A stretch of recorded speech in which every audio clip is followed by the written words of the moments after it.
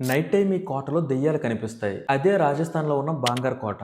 ఈ కోటకి ఎంట్రన్స్ లో archaeology survey of ఇండియాకి సంబంధించి ఒక నోటీస్ బోర్డు అంటించి ఉంటుంది. ఆ బోర్డు లో ఎవరు ఈవినింగ్ 6 తర్వాత ఈ కోట దగ్గరికి రావద్దు అని మెన్షన్ చేసి ఉంటారు. ఇలా వాళ్ళు మెన్షన్ చేయడానికి 2 రీజన్స్ ఉన్నాయి. మొదటిది ఏంటంటే నైట్ టైం అయితే ఆ ప్లేస్ లో ఎక్కువగా ఫారెస్ట్ యానిమల్స్ తిరుగుతాయి. సో ఆ కారణంగానే ఆ టైంలో అక్కడికి వెళ్తే కొంచెం డేంజర్ అని మెన్షన్ చేశారు. ఇకపోతే రెండోది ఏంటంటే నైట్ అయితే రత్నావతి అనే ఆత్మ ఆ కోటలో సంచరిస్తుంది అని. రత్నావతి ఒకప్పుడు ఆ కోటను పాలించిన మహారాణి. తను చూడడానికి చాలా అందంగా ఉంటుంది. ఎంతలా అంటే ఆ చుట్టుపక్కల రాజ్యాల్లో ఉన్న రాజులంతా తన్నే కావాలనుకుని కోరుకునేవాళ్ళు. అయితే రాజులతో పాటు సింగయ్య అనే ఒక మాంత్రికుడు కూడా ఆ మహారాణిని చాలా ఇష్టపడ్డాడు. తను ఎంత ప్రేమించినప్పటికీ కూడా ఆ మహారాణి ఆ మాంత్రికుడి వైపు కనీసం కన్నెత్తి కూడా చూడలేదు. ఈ కారణంగా ఆ మాంత్రికుడు తను ఎలా అయినా వశపరుచుకోవాలని చెప్పి తన ప్రాణాన్నే పణంగా పెట్టి ఒక ఔషధాన్ని తయారు చేశాడు. అలా ఆ కషాయాన్ని ఒక బాటిల్లో నింపి దాన్ని మహారాణికి దగ్గరలో ఉండేటట్టు చూసుకునేవాడు. అయితే ఒక రోజు మహారాణి దాన్ని గమనించి తనకు ఏదో ఒక బ్యాడ్ ఫీలింగ్ కలిగి ఆ బాటిల్ ని బయటికి విసిరేసింది. అలా విసిరేటప్పుడు ఆ బాటిల్ ఒక గోడకు తగిలి విరిగిపోయింది. అంతేకాదు ఆ బాటిల్ విరిగిపోవడంతో మాంత్రికుడు కూడా చనిపోయాడు.